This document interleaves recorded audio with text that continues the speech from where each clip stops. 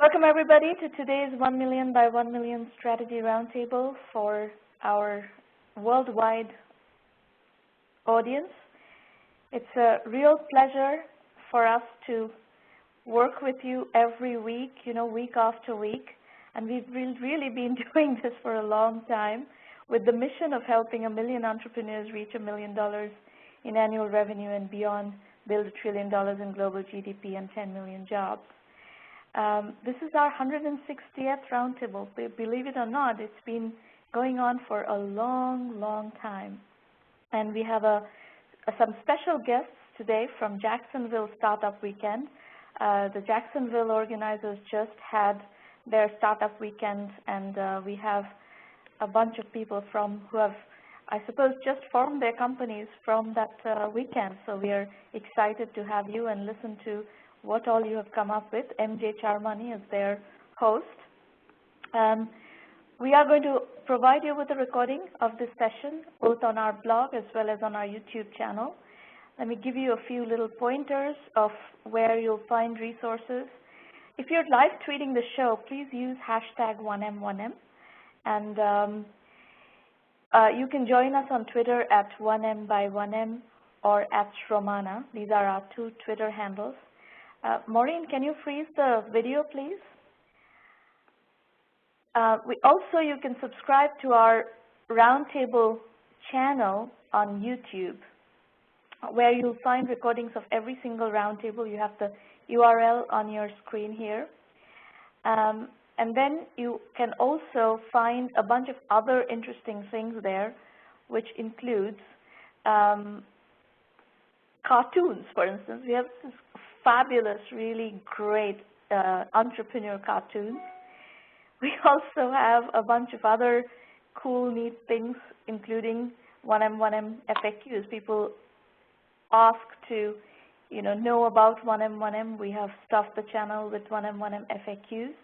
And we have a bunch of different speeches that I've given at different places, and we have recordings of those as well. So it's just a place where you'll find a lot of interesting material to, dial into. We're going to start today with Jose Fermin. Wata TV is the company. Jose, if you could unmute your line, that would be great. Sure, I'm here. All right, come and tell us, what are you doing? I will advance your slides as you give me the cue. Sure, thank you. First of all, I want to ask you, how do I pronounce your name? It's Sramana, right? Sramana, yes. Okay, it was my pleasure to meet you, Sramana. Wata TV is a new concept. You can go to the next slide.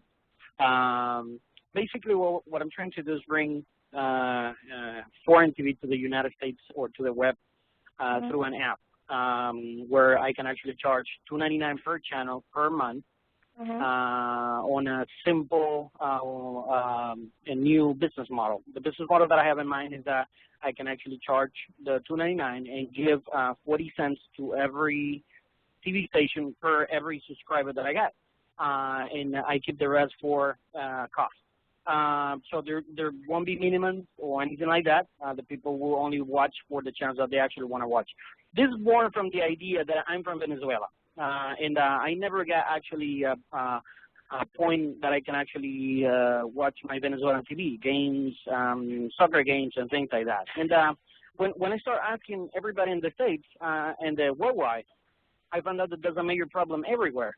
A lot of people want their foreign television from anywhere in the world, but they don't have access to it. And the few choices that are on the market are really expensive. We can go to the next slide. You will see a small idea of how it's going to look like. Imagine that you can actually pick per channel, per genre, per language. Go to the next slide. And you will see how I jump. It's a very simple idea, a small concept, right? And that's like you can actually check how you're going to add the channels and what kind of channels. Now, let's talk a little bit about competition. Right now, you have Comcast, DirecTV, Dish, and all the streaming business that are booming right now. However, none of those have access to television from anywhere. I have a bunch of friends from India that are asking me to get cricket. They're really big fans of cricket, but they don't have access to it. I have a bunch of friends from Romania, Samoa, Aruba, and a lot of population that are spread out, but they don't have access to these channels because these companies don't want to spend enough money to, to include all the channels. Technically, it's impossible. You cannot include everything on a single wire or channel, that becomes from a satellite. So there's actually no competition for the market that we're trying to do. There's competition, as I always say, but we have a niche, or we're touching something that is not in the market yet. You can go to the next slide. Right now, there's a huge market. You have, these are the projections that we've been doing. If you get a person that actually paid $2.99 times 4 channels times 12 months, which is a projection within a year, every 8,045 subscribers that we get, we make over $1 million. It's good that we talk about that. There's 250,000 Venezuelan families out of Venezuela. I know that for a fact because I worked in the television industry for many, many years. I'm an engineer in electronics and telecommunications, and I work in television, data centers, and things like that all over the world. I know what I'm talking about. There's no market from Venezuelan outside Venezuela. And I've just used that example because Venezuelan, we don't emigrate. You can see, people from other countries that are, historically they emigrate, but Venezuela doesn't emigrate. If I only focus on the Venezuelan market, there's 31 million per year.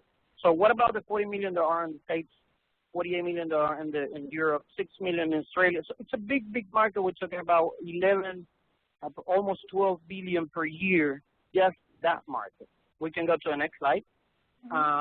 If you see, I did a small drawing about the calculation that we did.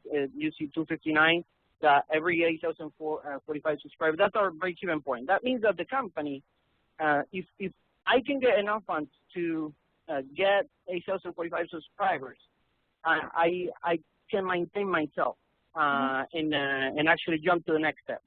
You can go to the next slide. You will see the projections that we have. Those are on the first 4 years. The cost is minimum. Talking about this slide, things that the people doesn't know at this point. I have the content provider issue is fixed. A lot of people is asking me, how are you going to do with, you're going to deal with. I want to hear about so the whole game, as you probably know in this business, is actually the content provider. Well, right now I'm going to put you an example. If you are the type that joins the customers and the television, you don't have to pay copyrights. If you do it on demand, you have to pay copyrights. For example, Netflix, every time that somebody clicks on every movie, they have to pay copyrights. But Comcast doesn't have to do that. DirecTV doesn't have to do that. The TV stations, they're actually the one that are providing that. So they deal with that, and DirecTV are actually the pipe that brings you customers. I'm going to be doing exactly the same thing. The only difference, I will do that per channel, per month. I don't have to deal with all the infrastructure that they have at this point. Right now, if you see on this sheet, I have around between 7 to 14 patents on the way.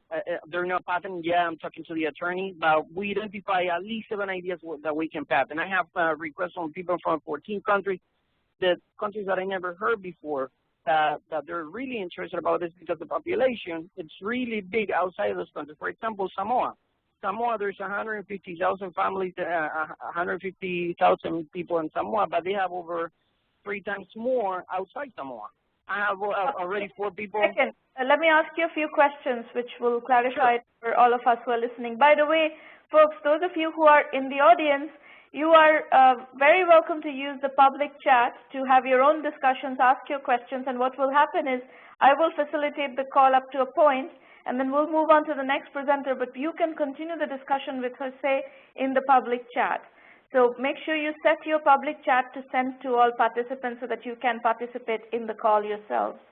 So coming back to you, Jose, so this what you're saying is you're not doing on-demand, so there's none of the complexities of on-demand kick in, both technically and all the royalty issues-wise. You're just streaming the channel. Now, you still need to do some sort of a revenue sharing, right? The channel is going to not give you all this content for free. Yep, well, remember that the channels, the way how they profit from TV spots. The more viewers that they have, the more viewers that they can actually sell that time. So with my idea, who's going to be selling the advertising? Because remember, a product that is being advertised in Venezuela may not be the product that they want to advertise to the Venezuelans in the United States. I understand, but the market is still the same, because that people eventually are going to go to Venezuela, or people are going to come from Venezuela to visit those people. So not true at all. You know, I can tell you, if Indians advertise, I'm Indian. If Indians advertise products to me, the chances of my buying any of their products is almost zero. Like, am I going to go to buy a car in India? Absolutely not. Yeah, I understand that, but the reaction that I have from the first TV stations that I talked to already is that they can actually sell. You know, I have 100,000 viewers plus this many viewers internationally, so they have a way to actually increase their sales that they actually have at this point. So they like the idea because of that. They can do in the long run. We're talking about, if you can go to the next slide. You will see that we have a plan which is going to be a limited beta, and we're going to be focusing to the Latin American chunk, which is the biggest market in the States. For per se, this business, it could be worldwide from day one. I already have TV stations interested. They like the idea. You can go to the next slide. And this is what we're looking right now to start. I have a term sheet on the table right now. And I have a conversation with a person that is really interested by next week, and I have 4 other meetings within the next days. They see a lot of potential in this, because this could be, it could be $1 billion company. This is a serious business. We have a market that is already in the market, and people are looking to do that. Very interesting opportunity, and I think that I like the fact that your revenue is a subscription revenue and not advertising revenue. I like that very much. And I think you're going to, however, as you scale this, or as you try to scale this, you will see that as somebody comments in the public chat, I have the exact same feeling that international media rights are much more complicated than you're giving it credit for. But yes, it's an interesting business opportunity. It's an unserved market. All that is accurate, but don't underestimate the complexity of the business. I won, and I actually, that's why I'm talking to you. I'm very pleased to be with you. That's my information. I know that there's some people that are on the chat right now. If you have any questions, just feel free to send me an email, Jose@WADA.tv. So you can chat with them in public chat. I'm going to move on to the next presenter, but you can chat with them in public chat right now as we hang out in the session. There'll be, we have time to hang out, so you can do it. I will be in another meeting, so I have to leave. But my pleasure, Sramana. It's a pleasure to be with you, and thank you for your time. You're welcome. Mike Carter, if you could unmute your line. Are you there, Mike? Hello. Yes. Can you hear me? Yes, we can hear you. Go ahead. Okay, great. Thank you. I appreciate the opportunity to share this new adventure with you.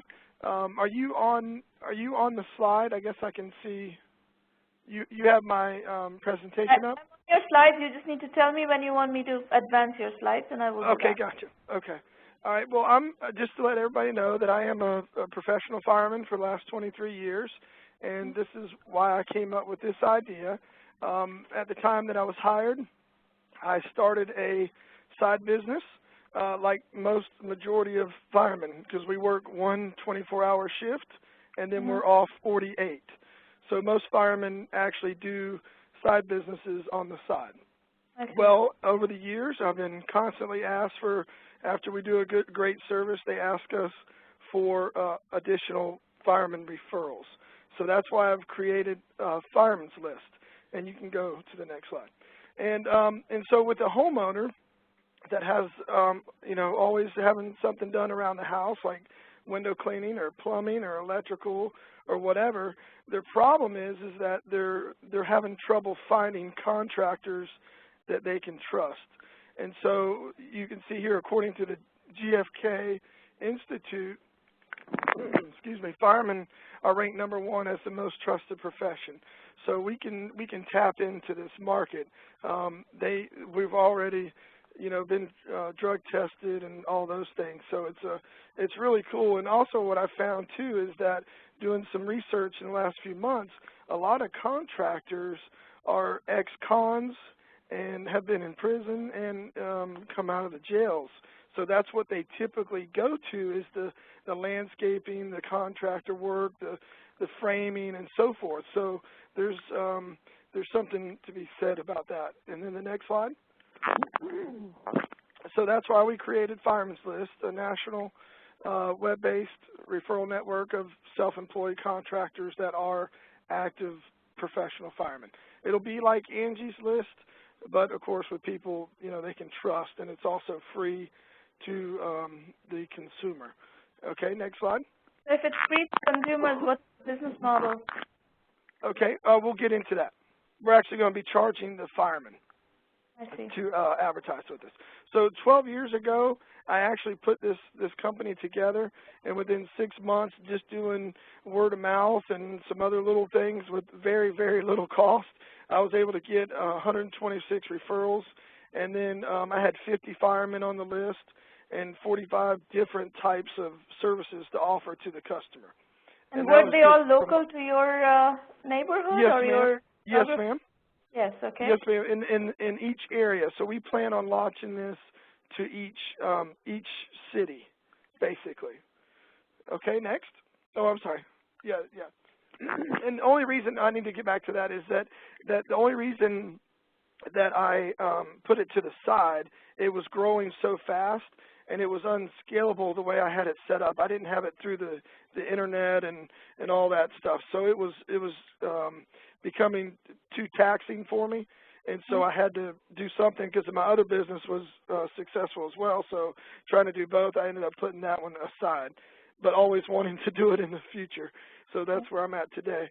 But within last week, I've actually got about 40 firemen in another week already ready to sign up. So, and then you can keep going to the next slide. And then we did some survey results while we were at the meeting last week, and really cool things came out. 58% ranked trust as their first reason to hire a contractor, and then 86% preferred a fireman contractor, and you can see 40% actually said they would be even willing to pay more to hire a fireman. So, okay, next slide. And then we're just looking at some of our competitors that would be somewhat similar to us, and one being the Home Advisor. Of course, their proven market shows they're profiting 205 million annual revenue, and then Angie's List is 88 million. Okay. So I'm going to tell you a bit about my comments about this. I actually write a technology stocks column, and we cover Angie's List. Oh, yeah. Angie's List is a terrible business model. Yes, ma'am. Well, maybe you can help me with tremendous mine. Making profits. Yes, ma'am. So okay. It's something that you have to keep in mind. The company that actually has been very successful in this market is Craigslist. Yes, ma'am. And Craigslist has a slightly different. First and foremost, Craigslist is a private company. It's a very profitable, highly profitable private company. It doesn't have to grow so fast as to meet the needs of the public market. And it's also not advertising on television, and it's not trying to acquire customers at a fast and furious pace. Yes, ma'am. My advice to you would be where we're headed. To do the Craigslist model, not the Angie's List model of trying to grow so fast and go public and all this, because this business it's very difficult to acquire customers. Up to a point, it's not that difficult to acquire customers, you know? Yes, ma'am. Right. But if you go beyond a certain growth rate, it's very difficult to acquire customers, and all this television advertising and all this stuff basically sucks the business model dry, as in there's no left. Yeah, I'll tell you exactly where we're headed with that.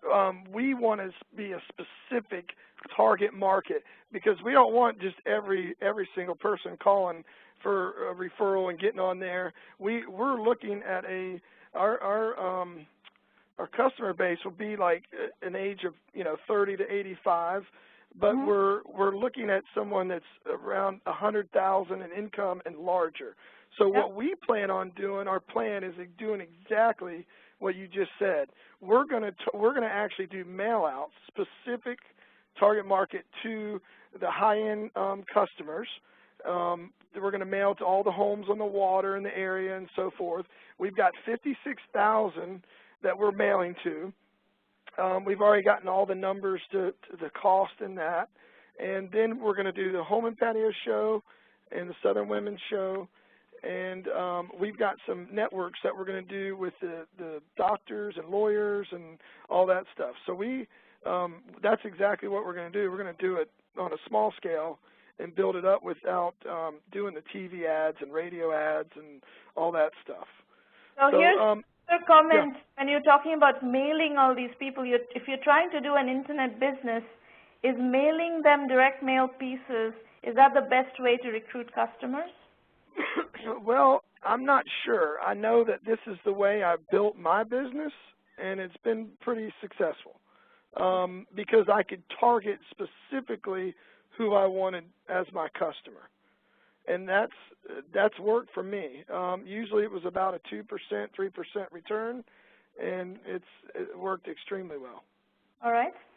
On this website that you see here, this was just something we threw together. This is basically just showing you how simple that we're going to make this. It's going to look a lot like Google. In a sense, we're just a clear white background. We've got some drawings, but we didn't have them up yet. But yeah, it's just going to be so simple. Put in your zip code, hit enter, and you'll see what's available in your area, and then you choose and so forth. How much are you charging the firemen? We are charging them an activation fee of $100, which they're going to get a lot of value out of that. And there's a list of stuff that we have, but and then we're going to charge them a $20. There's actually going to be two different ways they can be charged. For some firemen that have businesses, like I've got a tree installation company, and he's probably not going to get a lot of referrals. So what we're going to do with him is we're not going to charge any monthly fee, but on the back end, he'll have to pay a higher referral fee, which would be 15%. Up to 1,000, and then if it's over 1,000, it would be 10%. And what if he doesn't pay that? Now, if they pay the $20 monthly fee, then the referral fee would be 7.5%. So it would be brought down to half. So they have an option. So people are willing to pay referral fees?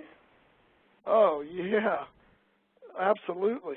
Well, because marketing's so expensive, extremely expensive. So this way, we're doing all their marketing for them. We're using it as a group versus one individual fireman. Well, you'll find out. I think, in this business, if you're charging subscription fee plus referral fee, that may be too much. Subscription fee may be all you'll be able to charge, and you will see that. Yes, ma'am.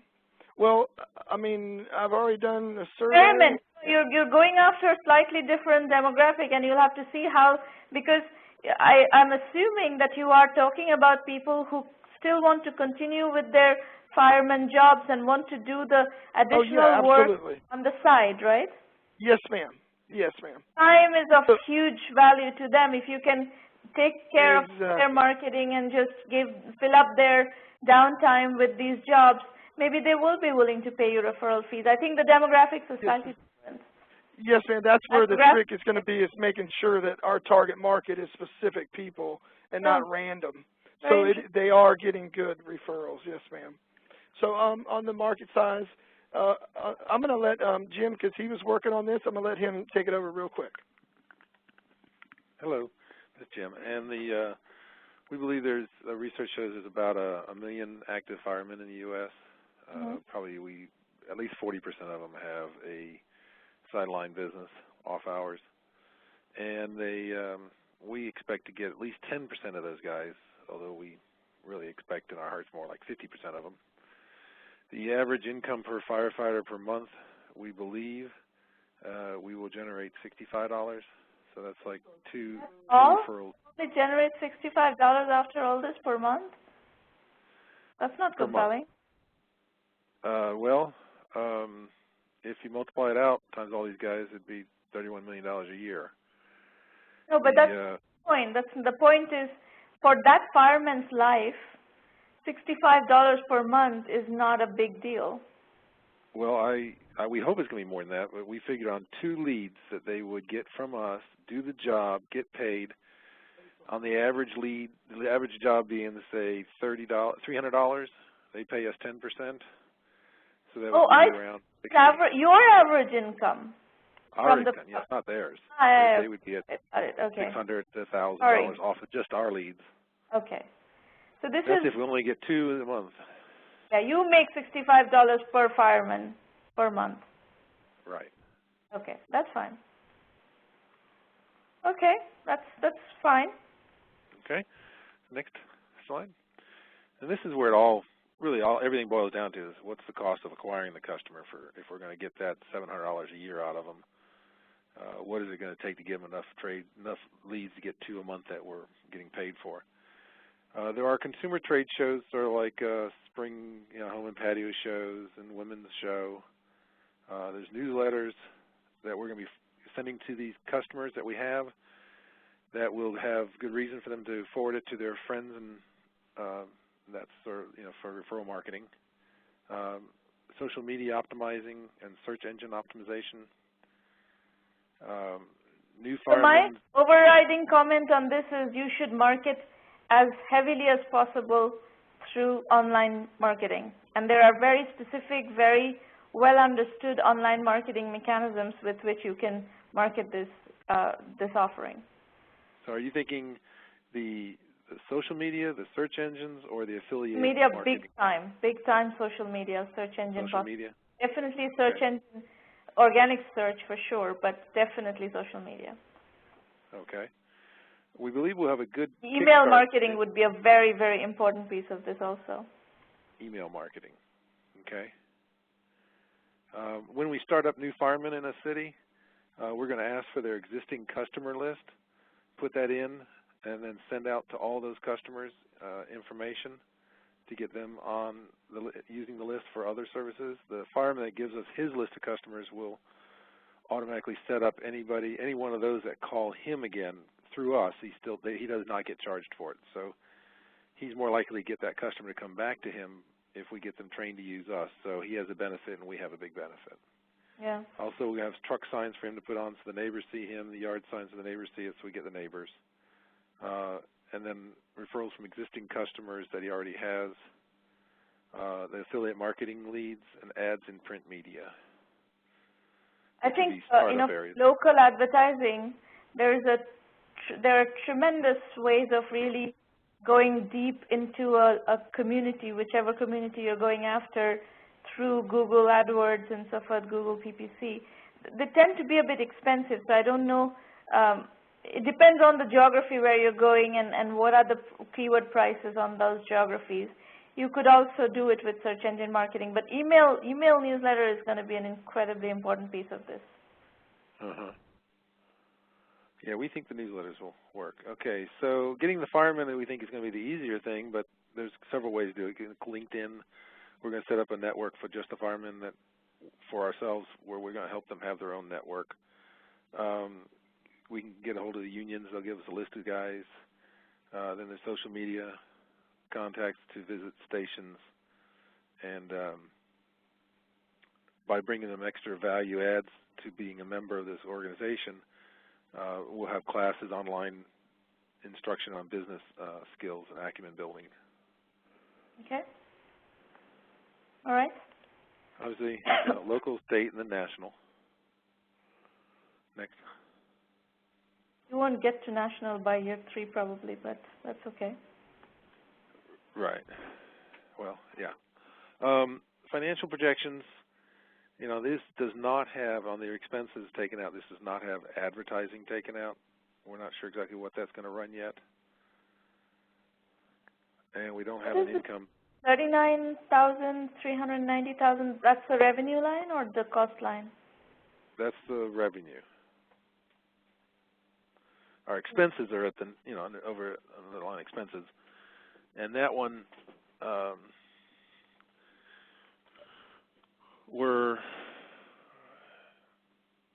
it's a little hard for us to tell how much advertising we're going to have to do. And we're seeing the advertising as something that if you put $1 into advertising, you get about $1 out. So we can do a lot of advertising. Be very careful about advertising. Advertising can suck you dry. Businesses at your stage should try to do it with guerrilla marketing rather than advertising. If you try to spend too much money on advertising, you're going to go broke. Well, that's what we figure. So we set up these financial projections not to be doing it, but we expect we're going to have certain types of advertising that we think we can get about a 1-to-1 return. So if we can just get customers in, it doesn't cost us anything in the net effect. In other words, if it costs us $30 a customer to get them in, but we earn $30 on a lead, then the cost of getting them in wasn't anything net. But then from there on, we can get extra leads and we can start building some momentum. So that's why we don't have any projections in for advertising. Although it could be small, it could be large. You're going to have to run small test experiments and see what kind of, it's going to grow organically, and that's the right way to grow this business. You're going to experiment and see, okay, I run a little campaign here on, on Twitter, and I get this. I run a little email marketing campaign on this, on a certain zip code. I get this. I run a little Google thing for $100, and I get this. So that's how I think it's going to pay. Right. All right. We need to move on, but I think it's an interesting idea, and I think the trust factor is very critical in people's decisions to let people into their homes. So yes, I agree with you that there's a, How much of the software behind the scenes, how much of this is on the shelf that we can buy, or do we have to have it custom made? You're going to have to have most of it custom made. Yeah. It's not hugely complicated, but there is some complexity in it, and you're going to need to manage. You can hire offshore people to do the product, but it is not a it's not a WordPress website. It is slightly more complex. Yeah, the SQL is offshore. How do I find somebody I can trust that's good at that? Well, there are lots of exchanges like Elance and Odesk and freelancer.com, guru.com. You can go to those, post your project, and see what you get. And you have to be very thorough about doing that hiring. Okay. There are specific methodologies of how to do those hirings. Okay. Who guides us on that? Well, I'm not going to answer you that question right now. I'm going to go through the session, and I will, at the end of the session, will explain to you how 1M works with people. Okay. Okay? Thank you. All right. Okay. Ryan Sean O'Neill, Jacksonville, Florida. Boho Giving. Hi, Sramana. Thank you very much for having me on. If you could go to the next slide, please. Okay, Boho Giving is basically an idea of using sales and marketing of major retailers to increase the donations for a lot of different social causes. It is basically to leverage buy one, get one free sales with buy one, help one free promotions. And this is something that's actually, it's being done online currently. There's b1g1.com, buy1give1.com, Tom's Shoes, a few other places where if you buy one product, they'll donate the other one to a worthy cause somewhere. What I noticed is that this was not available in brick and mortar stores. This wasn't something that was available for the public to get in regular retail channels. Basically, going to Startup Weekend and kind of ironing out what my business model is, it's to sell a cause marketing campaign to retailers and manufacturers. Cause marketing sponsorship is predicted to reach 1.78 billion in 2013, according to the EIG sponsorship report. So this is a really large market. It's something to do, and according to a Cone Cause Evolution study, 83% of Americans wish brands would support causes. So this is something that I believe I can bring into the retail setting and actually do a great job of collecting donations from people of new items, because a lot of charities can't survive with used items, especially when you're talking about food items. Next slide, please. Well, this is for my customers building my product. The value proposition for them is, of course, the great public relations that they're going to get out of it. They're going to be able to influence the customer behavior on their sales, because they can work with me on which sales they want to have the buy one, help one free promotions with to move certain items. This can also cause increased sales because people will be buying not just for themselves, but also for the charities that they're looking to support. It can have a really great social impact and can improve the relationships with smaller charities and larger retail chains. So your customer is the large retailer, is that the assumption? That is correct. It was basically, I want to help out charities, that's why I wanted to do this, but most of the smaller charities or even mid-sized charities can't afford to pay for this kind of a system, so it was who can afford to keep this going. And because of the size of cause marketing, we've all seen the pink ribbon on the boxes. Toys for Tots is actually my closest, I guess you could say, competitor to this, because they collect new items in store, and they push October to December as their main operations. They got $9.1 million from corporate sponsorships and collected somewhere around $250 million worth of products. Is this a for-profit or a not-for-profit? A not-for-profit. I see. Okay. Next slide. Okay. I decided to start with food drives. A lot of people are very familiar with food drives and donating food. Plus, the best benefit from this is that the charities that I'd be partnering with, I partnered with a local food bank. They're going to be handling the logistics of the collection of the donations. Okay. So that way I don't have to spend money, warehouses, trucks, people sorting out the stuff. That's all taken care of.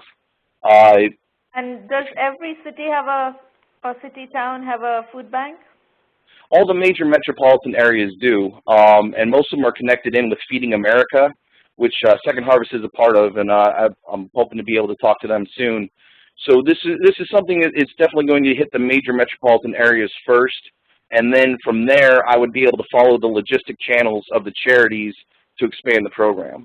The first target for this, customer target was Publix. They're one of the 10 largest volume supermarket chains in the United States, with retail sales in 2011 of $27 billion and over 1,068 supermarket stores. They're very heavy into community support and community action. And speaking with the managers, past and present employees of Publix, I got some really good validation. They really feel that this is something that their corporate offices would be interested in. And there was also helped me plan out a low integration effort to be able to put this system in with their existing sales system. So next slide. The second target is Winn-Dixie. They were recently bought out, purchased by Bilo, which is large in the southeast states here. They're looking to increase their market share to actually compete with Publix, Walmart, and a few of the other ones that were there in the market analysis. They're also talking with different nonprofits, people. They're really looking to increase their community support and community image. So this is something I think that they would be interested in. Talking with a local manager at one of the stores, she seemed very excited about it and was actually trying to get me in contact with her district manager. So basically, to get my customers, to get the retailers and manufacturers on with this, I have to show them that their customers, that this is what their customers want.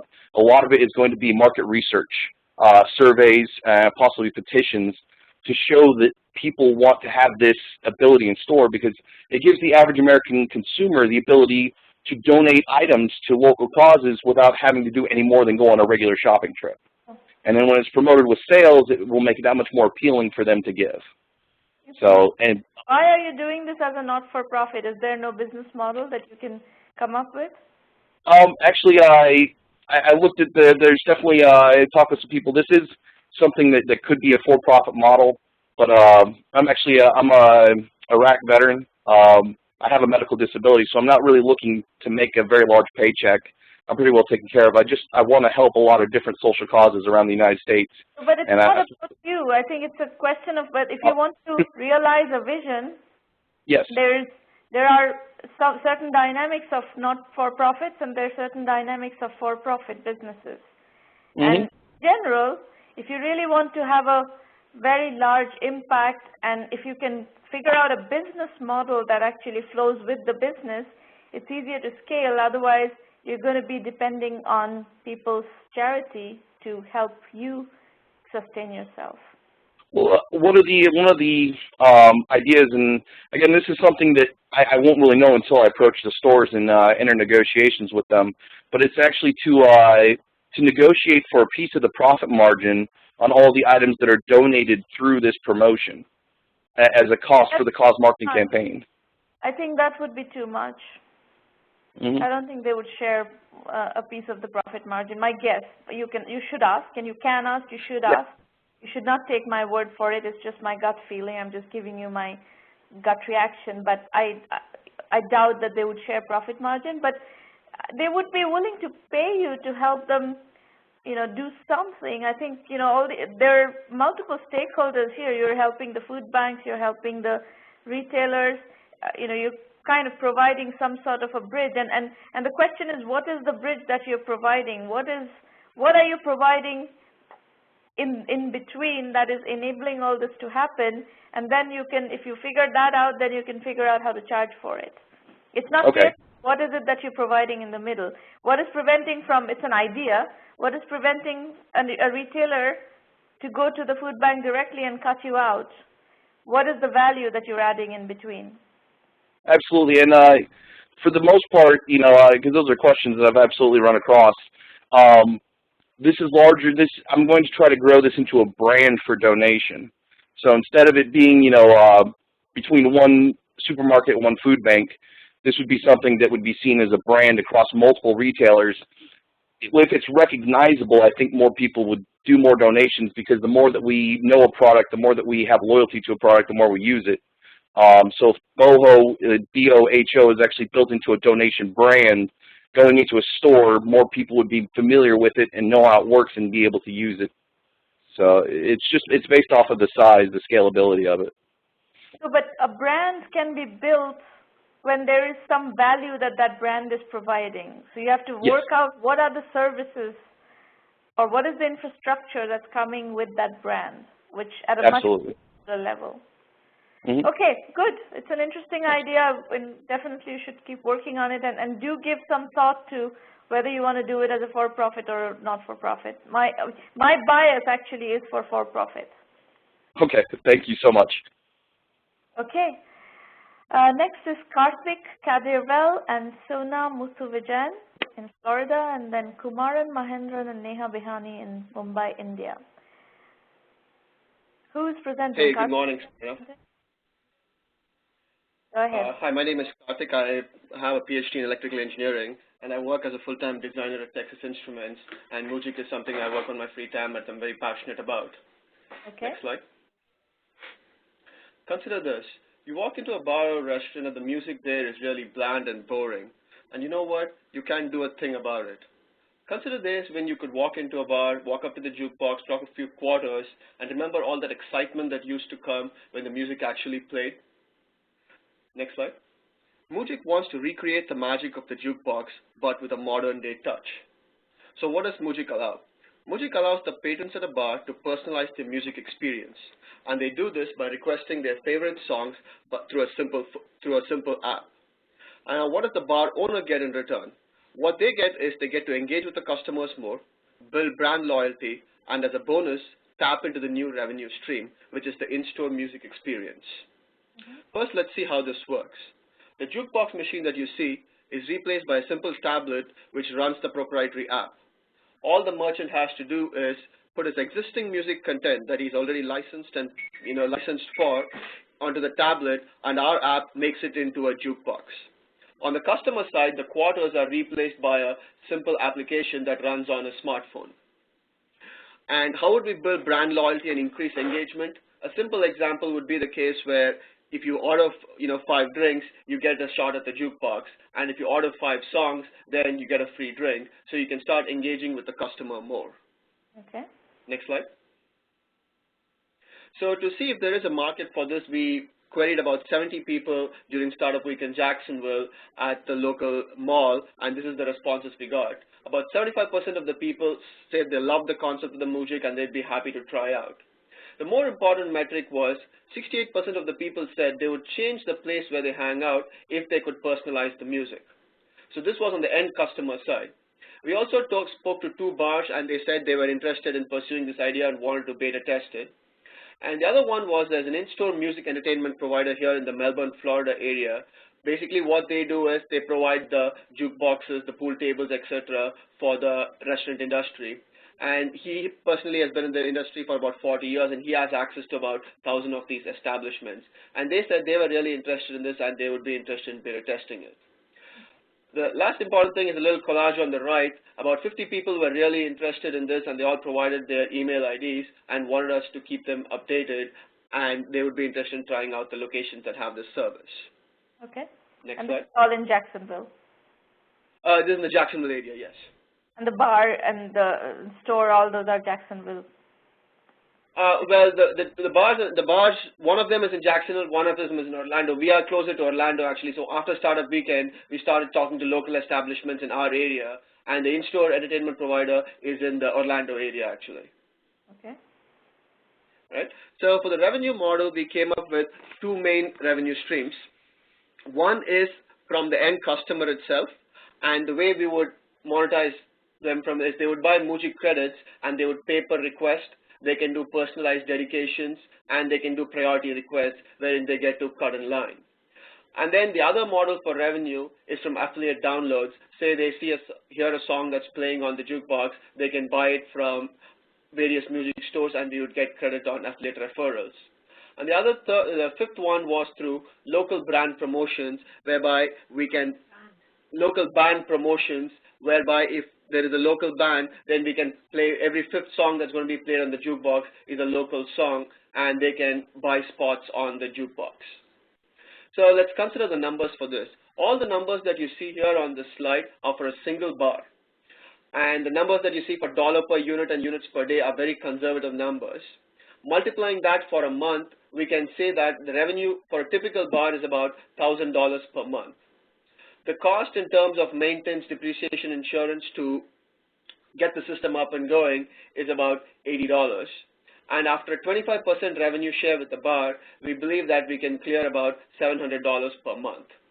Okay. We scaled this just to the Orlando market, where there's about 700 bars, and we can see that this comes to about $250,000 per month in the Orlando area alone.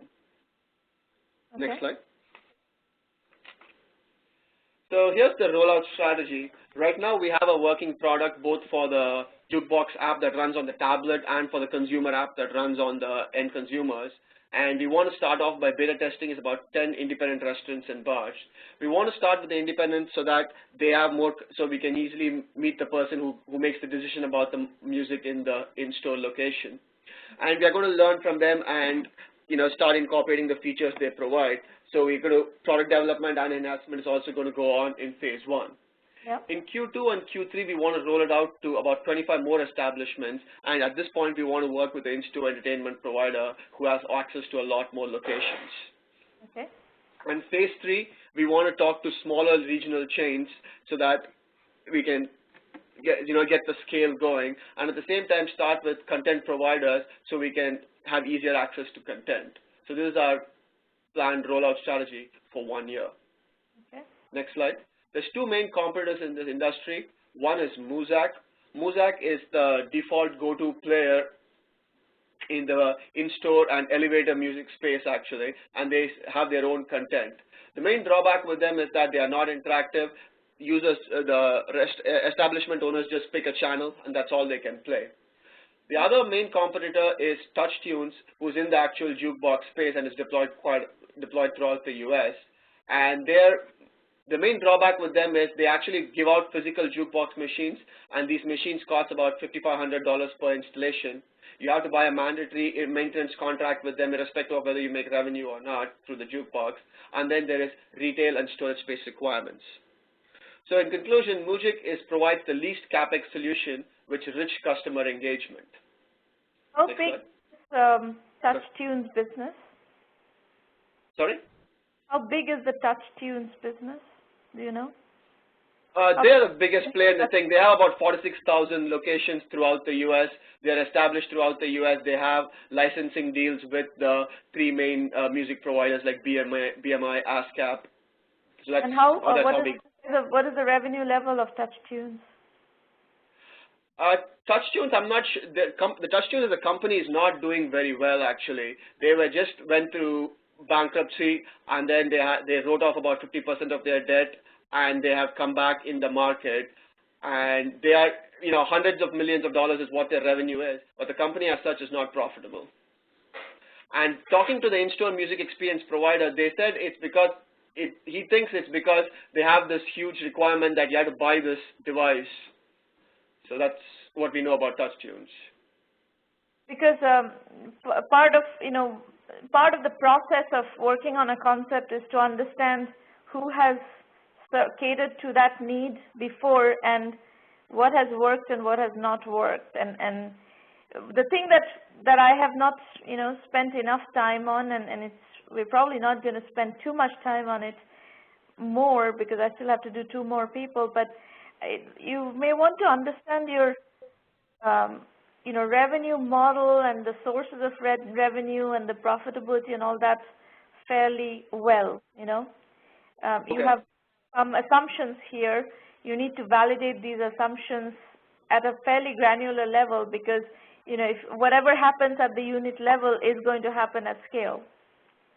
Okay.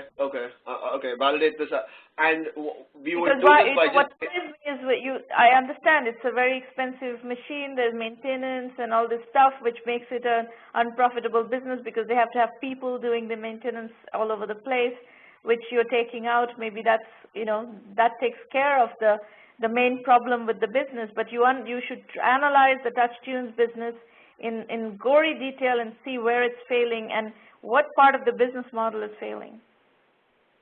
Okay. All right. Otherwise, catering to a need for sure, and the fact that a company like TouchTunes makes hundreds of millions of dollars is a good thing because that tells you that there is a need out there in the market. They're an obsolete way of catering to that need, and you're coming in with the more modern, cutting-edge technology-enabled solution. All that is very well, but I would like to understand the business model at a lot more detail. Okay, so last question, I guess. To understand it at a granular level, would we go talk to the bars and see how many songs are played per day, or what would be the way to get that granular information? You would do that, and you would also look at, if you can access it, you should look at the P&L of this other company at a lot more granular level. I don't know if you can access it. You can maybe call if they have been in bankruptcy, if there is, if there are people you can talk to who are in the industry and who have been in this company and so forth. Somehow or the other, you should get a lot more intelligence on the business model of that company. Okay, because I've been reading through some of the SEC filings of TouchTunes and what their risks were and what their revenue models are. So you're saying that that's where I need to spend some more time on and make sure these revenue numbers at a single bar location are validated.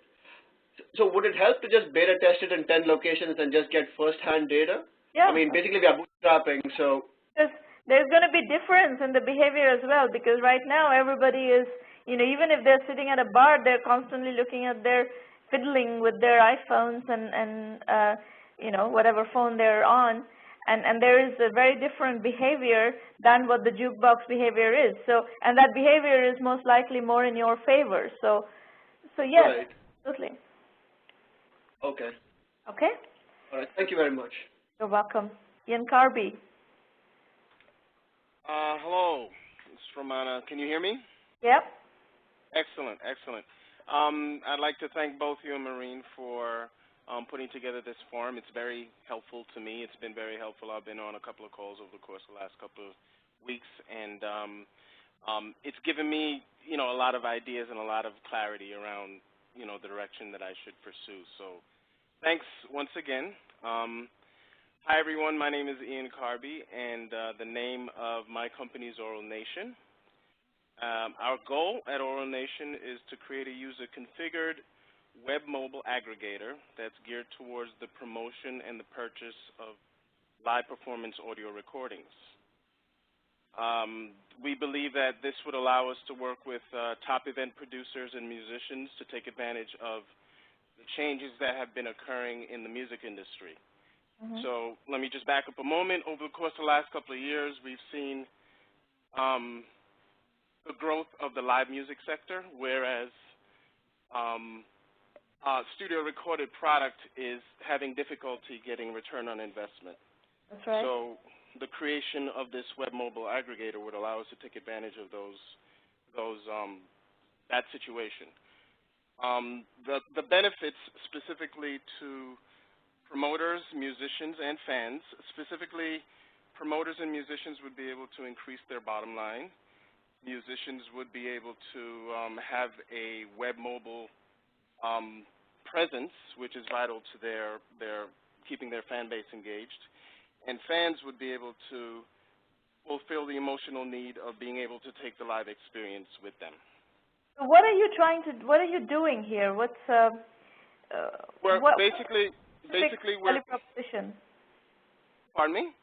What is your specific value proposition in the context of a live performance event? Are you recording the event?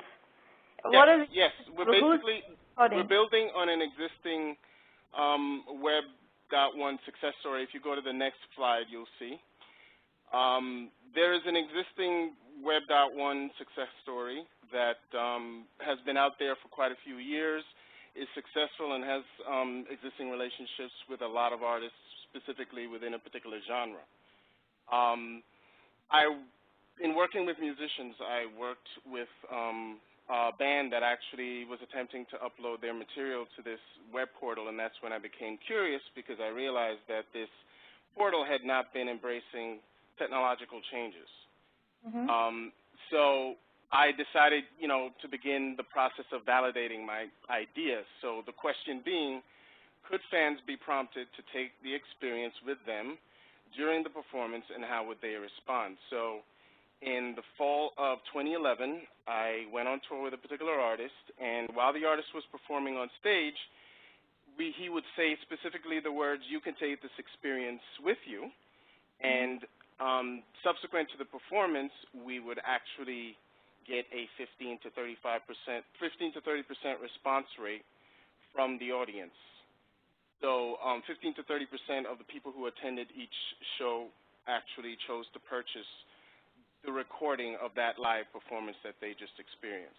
And what was your role in this? You were doing that recording and selling that recording on the web? Is that what the product? I was actually doing the recording and providing the media, the method and the media, the process, the method, and the media whereby they would actually retrieve their recording. Back then, we didn't use an application. We actually used something called drop cards, whereby they would come, they would pay their $15. We went from 15 to 20 to 25 just to test from show to show, just to test how people would respond. Yeah. And we actually, in terms of the cost of the experiment versus the revenue that we were able to generate, we went into the black. Okay. So that's what occurred in the fall of 2011. In winter of 2011, based on the fact that the idea worked, I decided to bootstrap myself and put together an application that could be put into the iTunes Store and Google Play. That was successful, and I actually had a few artists on there. So at this point, I'm basically doing everything myself. In the spring of 2012, I began to engage in some business planning and looking ahead, and I actually came across the lean startup methodology and became very curious with the concept of web mobile versus native apps, customer validation, A/B testing, et cetera, et cetera. In the fall of 2012, just based on the way things were going, the constrained resources, the difficulty of me actually being able to make this leap from native to web mobile, I decided to kind of pull everything from the stores and actually focus full-time on the ability to grow my business in that web mobile direction. Okay. So, okay, next slide, please. Okay, so just to reiterate, we're trying to create a user-configured web mobile aggregator. User-configured, just so we understand, means that the user will have the flexibility to personalize based on their particular musical tastes and their live performance preferences, the genres and musical cultures that they like. And I believe specifically this will also be beneficial as we ally ourselves with emerging markets. We're using web mobile, as I said before, as opposed to native, because web mobile allows us more flexibility and the ability to engage and discover the customer better than a native app. And an aggregator allows us to work with many different musicians, many different event producers and promoters across the globe. As the years progress, we believe that mobile and web mobile will be a big thing. It'll be important. So the user experience.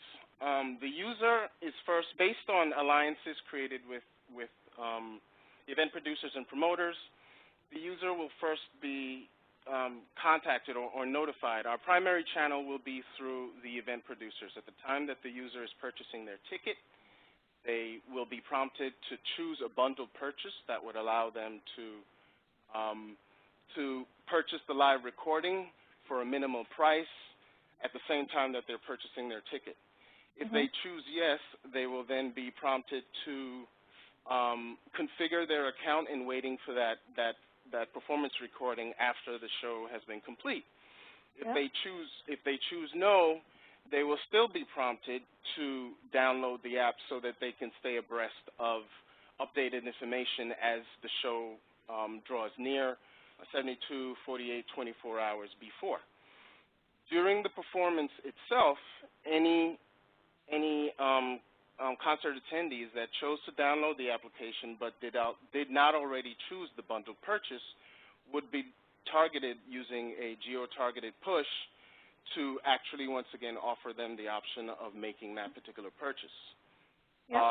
This is at the crux of what it is that we were doing in the original testing, where we received that 15 to 30% response.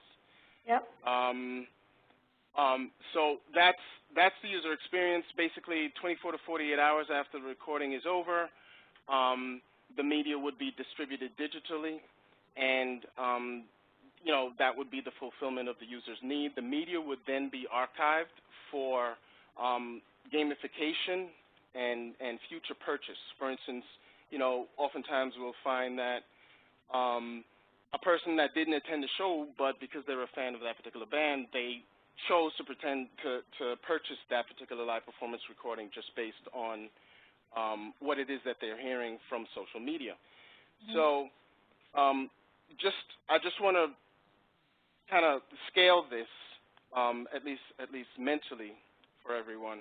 So when I toured with the artist, I was actually touring in venues that, you know, basically it was anywhere from 50 to, I think we topped out at 250 people in attendance. So I scaled this up, just considering for a moment that I'm working with an event producer, and let's say we had the agreement to handle the, like recently Jay-Z did performances at the Barclays Center in Brooklyn. It was a pretty big event because it was Barclays Center's opening event. Okay, just to throw around some numbers so we understand how scalable this is, the Barclays Center holds 18,000 people. Jay-Z sold out 8 shows. That's a total available market for that of $1.45 million in potential purchases. With a 30% response, we're talking about approximately $865,000 in total available market. And then, you know, we can scale down in terms of, well, if it's less than 30%, et cetera, et cetera. But, you know, my experience is when a person is at that performance, in the moment, experiencing that ecstasy, It's something that, as I said before, is the fulfillment of an emotional need, and they desire to keep that experience, hold on to that experience, take the experience with them. Okay, next slide. Okay, so the market. In my investigations over the course of the last couple of years, I have, there's information that Billboard produces reports in their final issue annually. So we know that there are approximately 50 million concert attendees globally, and these 50 million concert attendees are serviced by the global top 25. Those are the top 25 event producers and promoters. With a $10 bundle price point, that makes my total available market at $500 million. So with that in mind, my goal is to, my single biggest issue has been to secure suitable mentoring. It's been very difficult to find someone that actually understands what it is that I'm doing and where it is that I want to go, and someone that I can actually speak to, or a situation I can actually grow within, where I'm provided with information and given options and so forth. So my goals right now is to seek suitable mentoring, to get seed funding, enough seed funding to actually begin the developmental process in earnest. And I just recently created a profile on GUST that I'm in the process of filling out. So with that seed, we can then apply the lean startup methodology, build and deploy an initial web mobile minimum viable product, begin A/B testing, customer discovery and validation. And as that is occurring, my intention is to nurture U.S. strategic alliances, U.S. niche artists, and with the goal of capturing 20% of the global market, specifically targeting the U.S., and the subsequent months or simultaneously actually begin cultivating relationships that I already have in Argentina and Brazil to actually begin establishing a footprint in those particular markets. So Jan, what is going on here in the what you put out here, fall 2001, winter 2011, fall 2011, winter 2011, when you talk about Bootstrap app and so forth, do you have an app to start doing this actually? Right now, the concept that you're talking about, do you actually have an app that is capable of doing what you're saying you want to do?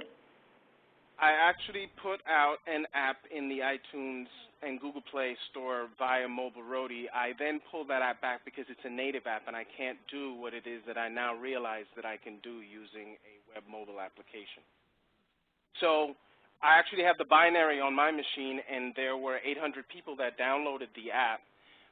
However, it's no longer available in iTunes or Google Play because I'm now focused on, instead of going from a native app, I would like to, and now that I realize what's possible on a grand scale, I'd like to focus on building that web mobile application with a user interface that actually fulfills the requirements that I now realize is possible. Okay, so you're going to have to think about this at a validation level, As far as we are concerned, the methodology we use is we do validation first and then financing later. Okay. And that's the way entrepreneurs are able to attract good investors. Okay. In some cases, investors at all, because generally what we are seeing is people are not really willing to invest in things that are unvalidated. You may have heard about the Series A crunch phenomenon that is, kind of sweeping over the angel investment market right now. A lot of angels have invested a lot of money in a lot of startups, and very few VCs are following up on those investments. So all these angels and entrepreneurs are kind of left high and dry. And so that is, that's causing a lot of heartburn in the industry. So you may want to think through how you're going to mitigate all, these kinds of issues. on your comments and questions about mentoring and so forth, I will explain in the next segment how we are one of the premier mentoring programs in the world, actually, as far as startup mentoring is concerned. I will talk about that in a moment. But I just want to set your expectations that I would like to understand in more granular detail what can be brought to market quickly. Our validation methodology is getting something out there with the right positioning and the right assumptions and the right, process that can start generating customers and that can start generating, business model validation, pricing model validation, in your case, potentially channel validation, because the event organizers are a key piece of this equation, and you need buy-in from the event organizers to do what you're proposing to do. So all that, I understand what you're trying to do, but if you would work with us, we would make you kind of follow our validation methodology so that you can actually get as much traction established as quickly as possible without sitting around and waiting for seed funding to one day just show up, because seed funding does not show up that way. We also believe that you should raise seed funding when you can command a minimum pre-money valuation of $2 million. Okay, if you're going to raise money without any validation, and if you get some really shabby pre-money valuation, that corrupts the term sheet for the rest of the venture. Okay, so just so I understand, when you speak about the validation process being so important, basically you're speaking about me actually putting back the existing application into the iTunes store and continuing the customer validation and customer discovery validation on that level. If that application is capable of doing, if that application can serve as your minimum viable product and do the rest of the process that you have in mind, you don't need to go to the grand vision right away, but you need to start validating with what you have out there, and especially if you have 800 people who have downloaded that application in there are lots of local factors here. It has to align with a local audience that can go to a local concert and do what you're trying to do with a particular artist or an event organizer. There's a whole bunch of things that you need to think through, but I would like to see how you can get to a minimum viable product and a quick validation early as opposed to wait around. Okay, thank you. Okay. All right. So that concludes the presentations. Today's presentations were all very, very interesting, and it's fascinating to see what people in different parts of the world are thinking. And in this case, I think we saw a lot of people from Jacksonville, Florida area. So if you like what we are doing, this is a piece of help that we need from you. If you like what we are doing, please spread the word. We do these free mentoring sessions every week. That takes a lot of work and a tremendous amount of coordination behind the scenes to produce these shows week after week after week, and this is our 160th show, so you can imagine how much work and how much investment has gone into it. But it is a good resource. It has been successful worldwide, and I would like you to please spread the word in your communities and let people know that this resource exists and entrepreneurs can take advantage of it. Now I'm going to spend, about 7 minutes telling you about how to use the 1 Million by 1 Million program if you like to work with us. As I said, we are the premier mentoring program, virtual incubator that operates on a global scale, and you can pretty much work with us from anywhere in the world. And we operate entirely virtually, and we have private versions of these kinds of mentoring sessions as part of the premium program, which I will tell you about in a minute. So your exploration of 1M starts at http://1mby1m.com. That is our home. The mission of the program is to help 1 million entrepreneurs reach $1 million in annual revenue and beyond. So we need a lot of really serious entrepreneurs who want to seriously build companies. That is we succeed if you succeed.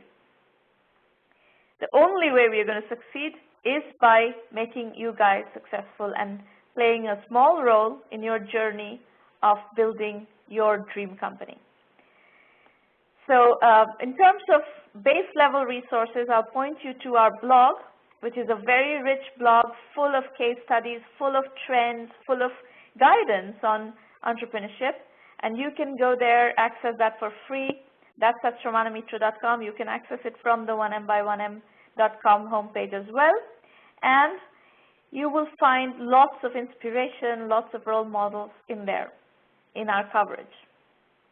Then we have the Entrepreneur Journeys book series, where we again take case studies of successful entrepreneurs. We present you with these case studies as well as analysis and synthesis of what you can learn from those case studies.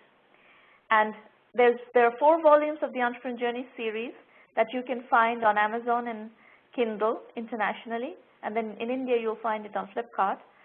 These books basically start tracing the beginnings of the 1M methodology, which came later. The books came first. So 2 core elements, bootstrapping and positioning, are cornerstone philosophies of 1M. We want you to do laser sharp positioning so that you can do a lean, capital efficient startup building process around it. If you cannot position tightly, you cannot do the lean startup methodology.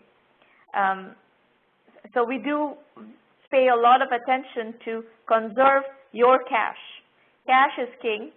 We do everything we can to conserve your cash and give you as much guidance in a very lean way so that you can put one step before the other and get further with your business without falling down and breaking your nose and spending lots of money and running out of cash. So here is actually what the site looks like. You will need to play around in the site. I'll just give you some pointers of where you find information.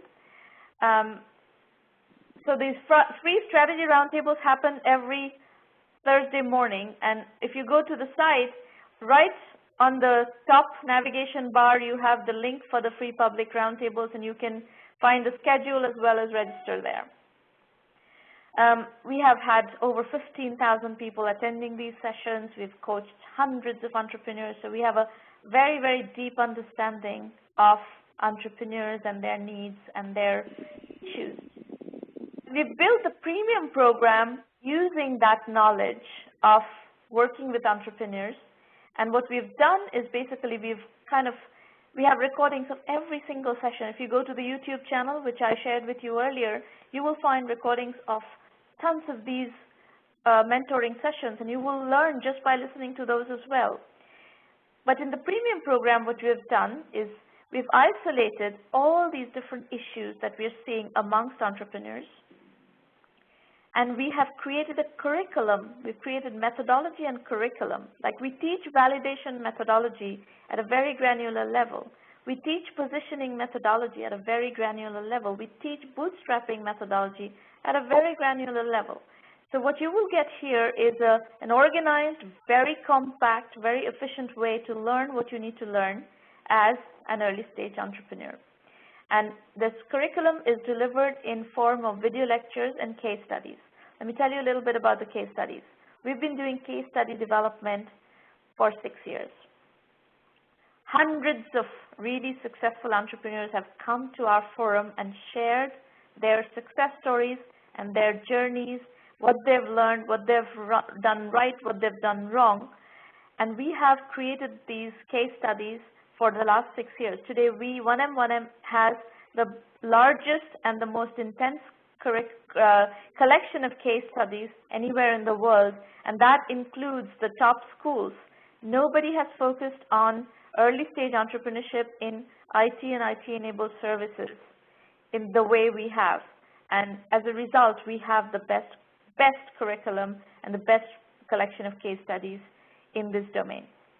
So we delivered the curriculum using video lectures and case studies to address the common issues that we have seen in our years of mentoring. So you have here all that curriculum material. If you budget to spend about 100, 150 hours with the curriculum, And you don't have to do it all at once. You can do it over the course of building your business side by side with various different issues that you're working with. All that is fine. Suit yourself. You can also do it all at once and master enough, and you can always come back to it. Whatever be your usage model, there is a very, very strong repository that you would be able to work with. In parallel, we have members-only versions of these roundtables, which are our live mentoring sessions, also as part of the premium program. We also help you with business development, whether it's customers, channel partners, where we have contacts, we will connect you. Media relations, we have a lot of clout in the media. We provide immense coverage for our entrepreneurs through that, through that clout. We also help you with financing when you are ready for financing. This is something that you have to keep in mind, is that you have to be ready for financing for us to introduce you to investors. Also keep in mind that over 99% of businesses are not fundable. So we are actually okay, even if you're not fundable, we are okay with working with you and helping you build the business with other means of financing.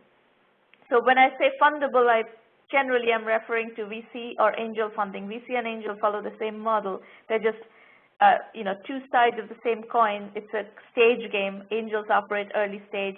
VCs operate later stage in the business building process. But they all follow a specific model, and you will learn everything there is to learn about all that in our curriculum as well.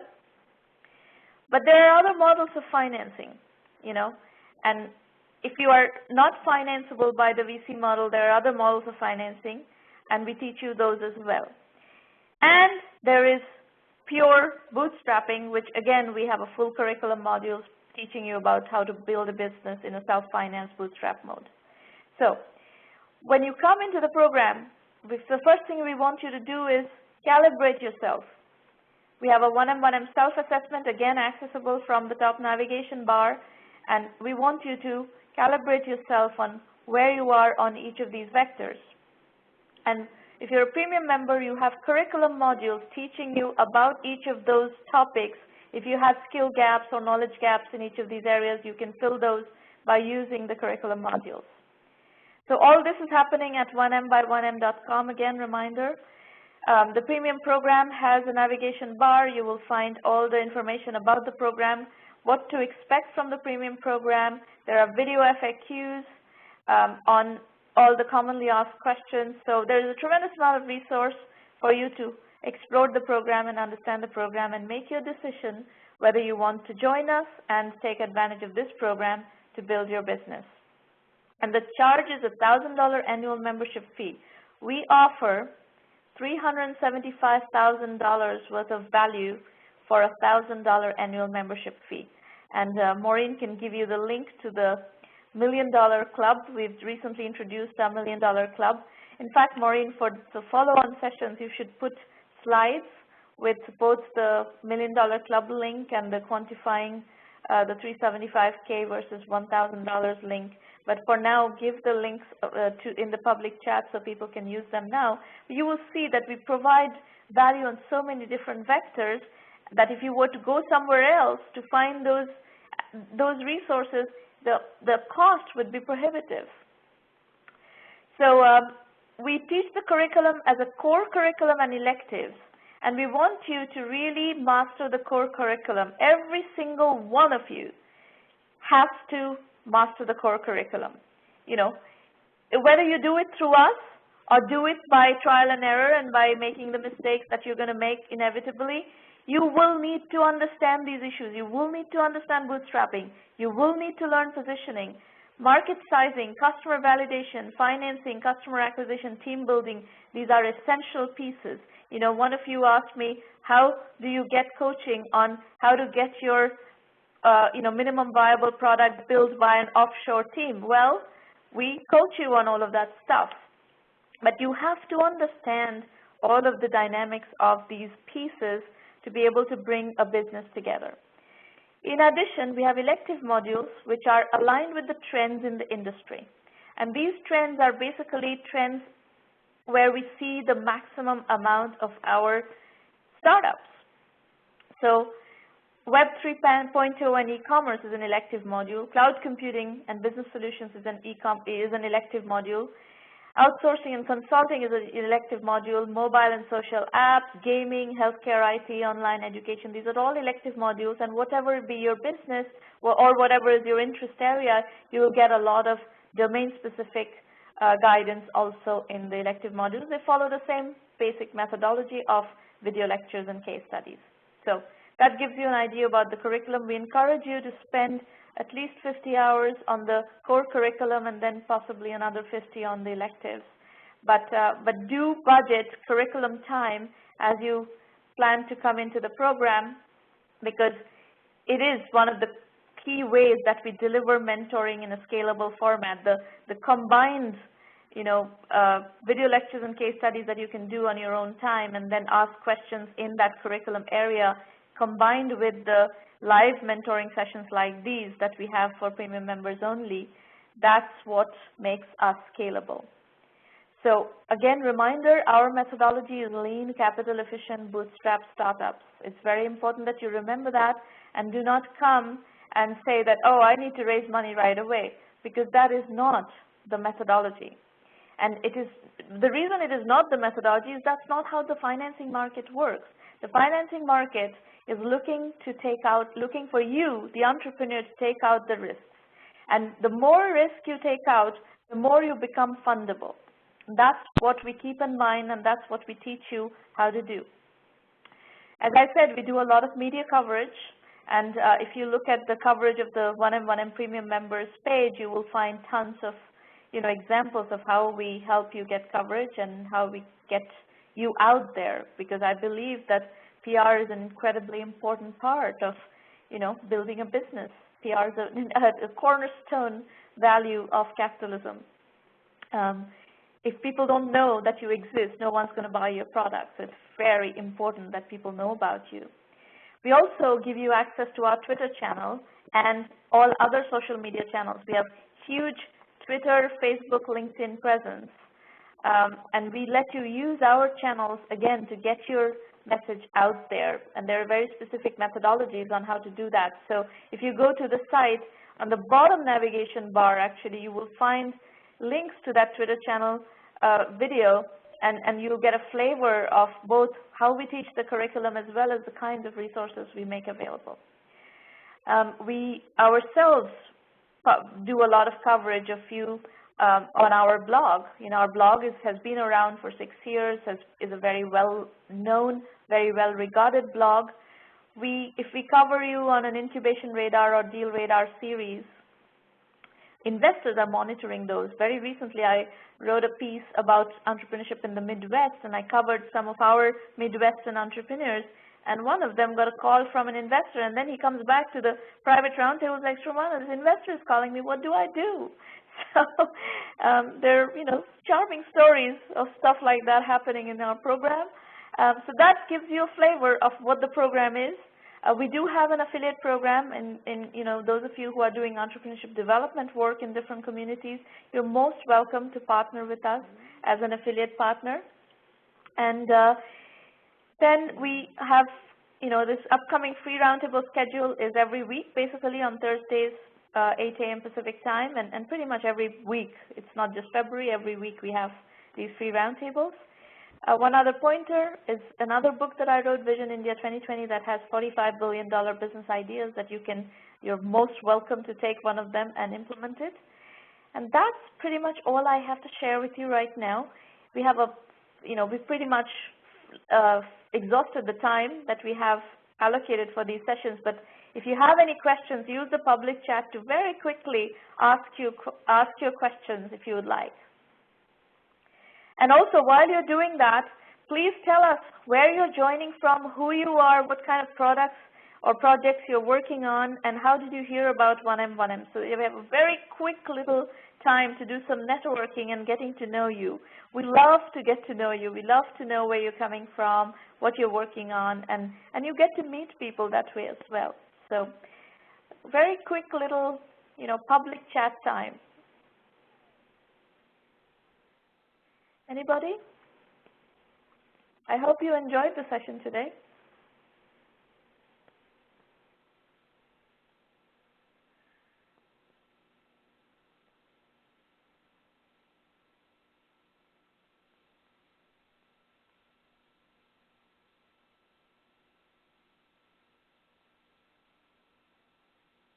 No questions, no comments.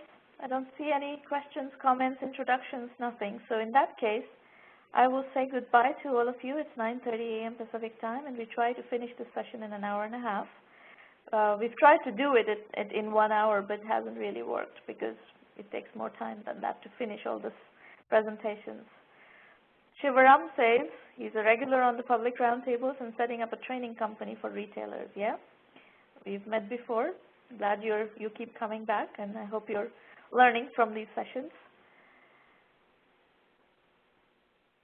MJ, thank you, MJ. MJ is our co-host from the Jacksonville group, Jacksonville Startup Weekend. Startup Jacksonville.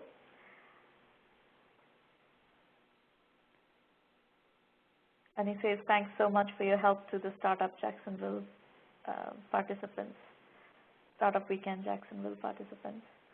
Martin says, Los Angeles-based, working on educational apps for iOS and potentially large B2B and P2P web app service, currently working on an MVP for the latter.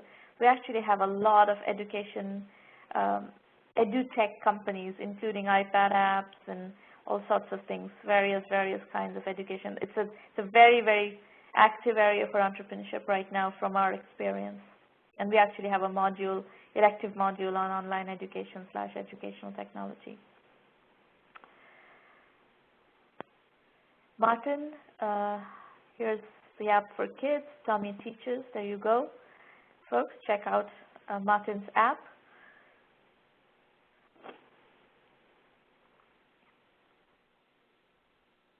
Anybody else wants to introduce yourselves? And how did you hear about us, by the way? Other than the Startup Jacksonville, of course, you know, those of you who are here from Startup Jacksonville, we know how you heard about us from. Meetup, okay, good, excellent.